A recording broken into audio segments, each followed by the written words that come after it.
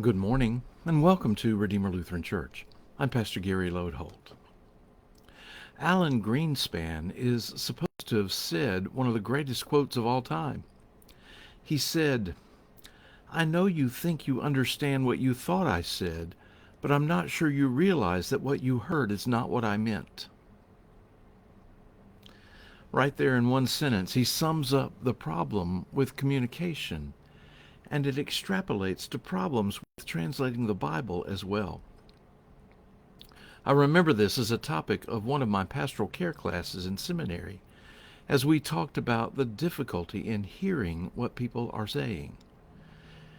You have a thought in your brain you want to communicate, but when you speak it, it comes out differently than what you thought. Then the person who hears it differently than how you said it, and then in their brain they interpret it differently than you meant. Greenspan had it right.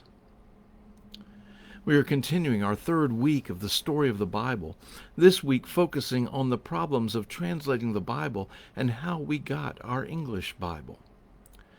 And as I have already alluded to, these issues of basic communication have a part to play in Bible translation too. Yesterday, when we ended, we were talking about some people who tried to translate the Bible into the common language of the people, and because of that, they were put to death. Which leaves us with a question. Why was translating the Bible into the common language such a controversial issue? Remember, what they had at that time were Bibles in Greek and Latin, and in the Middle Ages, not only could the common person not read Greek or Latin, many of them couldn't read at all.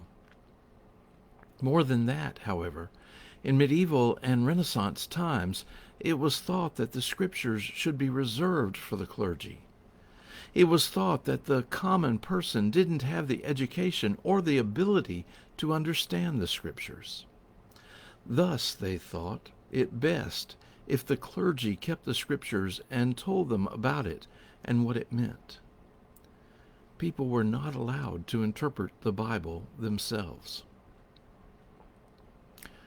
Now, before we go further, I need to admit something and then say something. There are times, particularly when a church member disagrees with my interpretation of the Bible, that I get frustrated. After all, I think to myself, I've been educated about the Bible, and I think they should simply trust that what I'm saying is better informed than what they think.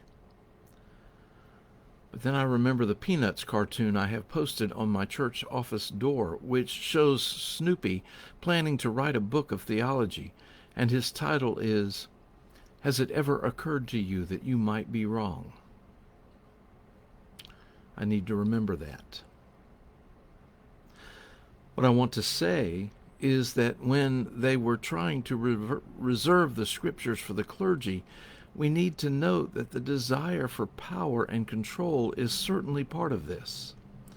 If you must depend on someone like me for access to the Word of God, then that person has power. Finally, it was also thought that the common person had no business dealing directly with the holy Word of God.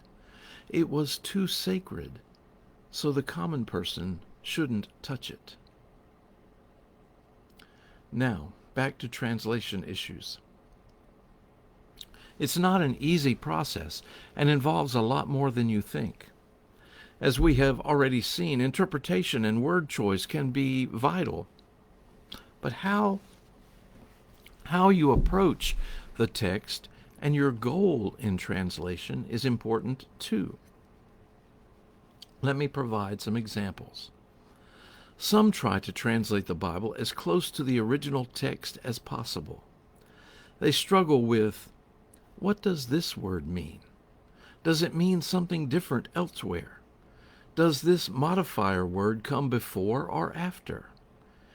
Even word order in other languages is different in how you make up a sentence. The reality is that you can't simply do a word-for-word translation and have it be readable in a different language. Other translators try to communicate the sense of a phrase in their translation. What is being said, and how do I say that in a different language?